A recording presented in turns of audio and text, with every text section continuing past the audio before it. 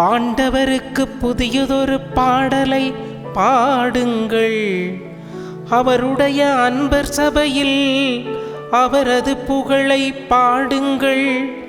இஸ்ரவேல் தன்னை உண்டாக்கினவரை குறித்து மகிழ்ச்சி கொள்வதாக. சீயோனின் மக்கள் தம் அரசரை முன்னிட்டு களி கூர்வார்களாக.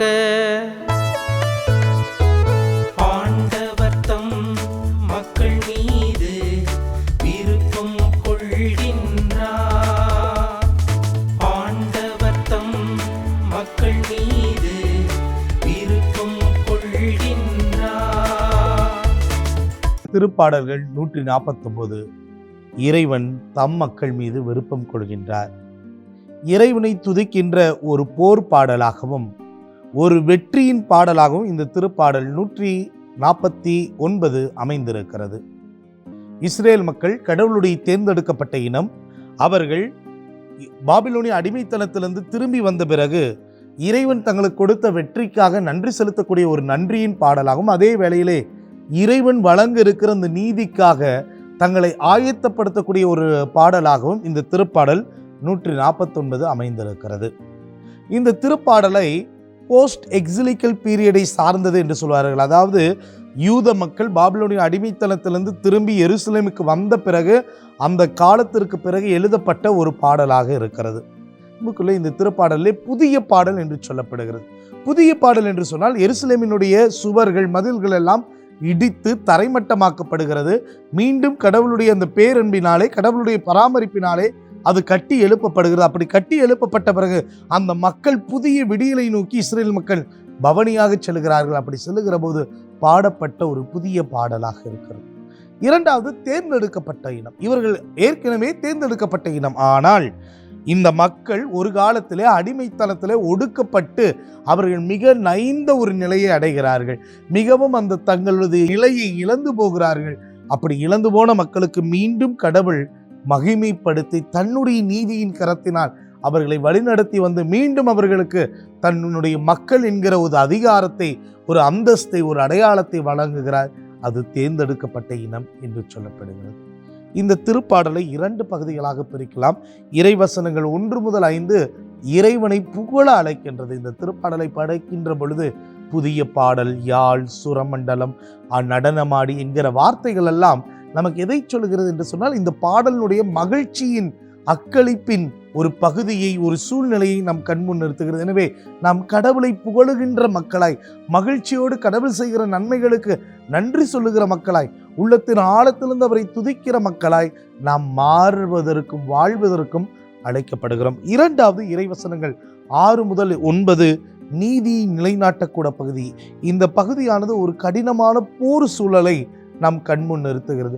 நீதிக்கும் அமைதிக்குமான போராட்டத்திலே கடவுள் எப்படி அந்த நீதியின் கரமாய் இருக்கிறார், மக்களுக்கு, தன்னுடைய மக்களுக்கு நீதி வழங்குகிறார், பிற இனத்தவர்களையும் குறிப்பாக இந்த தீயவர்களையும் எப்படி அவர் முறியடிக்கிறார் என்பதெல்லாம் இந்த இரண்டாவது பகுதி 6 முதல் 9 நமக்கு தெளிவுபடுத்துகிறது. இந்த திருப்பாடல் நமக்கு வழங்குகிற வாழ்க்கை பாடங்கள் என்ன? 4 வாழ்க்கை பாடங்கள். முதலிலே ஆன்மீக போர் என்று சொல்லலாம். ஒவ்வொருவருடைய வாழ்க்கையிலும் இந்த ஆன்மீக போரை நாம் சந்தித்தே ஆக வேண்டும். ஆன்மீகத்திலே ஒரு விதமான போராட்டத்தை, ஸ்பிரிச்சுவல் வார்ஃபேர் என்று சொல்லுவார்கள். அப்போ நம்ம என்ன செய்யணும்?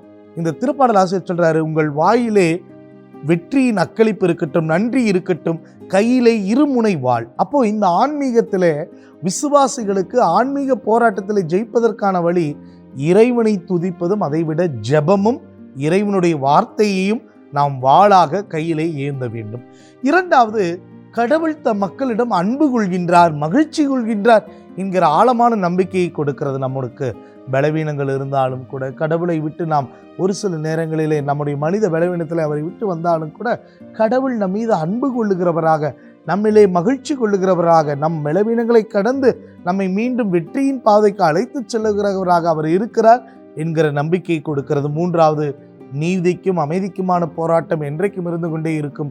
இதிலே அநீதி ஜெயித்து விடக்கூடாது. எனவே விசுவாசிகள், நம்பிக்கையாளர்கள் இறைவன் தங்களுக்கு கொடுத்திருக்கிற அதிகாரத்தை பயன்படுத்தி தங்களால் முடிந்த அளவுக்கு இறை அமைதியையும் இறை நீதியையும் கட்டி எழுப்ப அழைக்கப்படுகிறோம். இறுதியாக நன்றி சொல்லுதல் என்பது, நன்றி உணர்வு என்பது, ஆராதனை என்பது, புகழ்தல் என்பது நம்மை நாம் பாதுகாப்பதற்கான ஒரு பாதுகாப்பு கவசம் என்று சொல்லலாம். குறிப்பாக இறைவசனம் 5 படித்து பாருங்கள். படுக்கையில் கூட, அதாவது நோயுற்று இருக்கிற போதும் கூட, துன்பத்தில் இருக்கிற போதும் கூட கடவுளை நினைத்து நன்றி சொல்லக்கூடிய ஒரு ஆழமான மன உறுதிப்பாடு, நம்பிக்கை நிறைந்த ஒரு வாழ்வு இது நம் ஒவ்வொருவருக்கும் இருக்க வேண்டும். அதனால தான் கத்தோலிக்க திருவையிலே புனிதர்களுடைய வாழ்வை நாம் படித்து பார்க்கிற போது நாம் மெய்சில் இருக்க முடியும். ஏனென்று சொன்னால் அந்த புனிதர்கள் எல்லாம் வேத சாட்சிகளாக மறிக்கின்ற போதும் பாடுகளுக்கு மத்தியிலும் கடவுளுக்கு நன்றி சொல்கிறவர்களாக, கடவுளை துதிக்கிறவர்களாக இருந்தார்கள். நாமும் கூட மறைசாட்சியர்களாக மறிக்காவிட்டாலும் பரவாயில்லை, நம்முடைய வாழ்க்கையில் வருகிற சிறு சிறு துன்பங்களை கூட புலம்பலாக அல்லாமல் இறைவனுக்கு புகழ்ச்சியாக மாற்றுகிற போது இறைவன் நம் மீது கடைக்கண் நோக்குவார். எனவே ஜெபிப்போமா. தாயும் தந்தையுமான இறைவா, திருப்பாடல் 149 தியானிக்க இந்த நாளை எங்களுக்கு நீர் ஏற்படுத்தி கொடுத்த கிருபைக்கு நன்றி சொல்லுகிறோம்.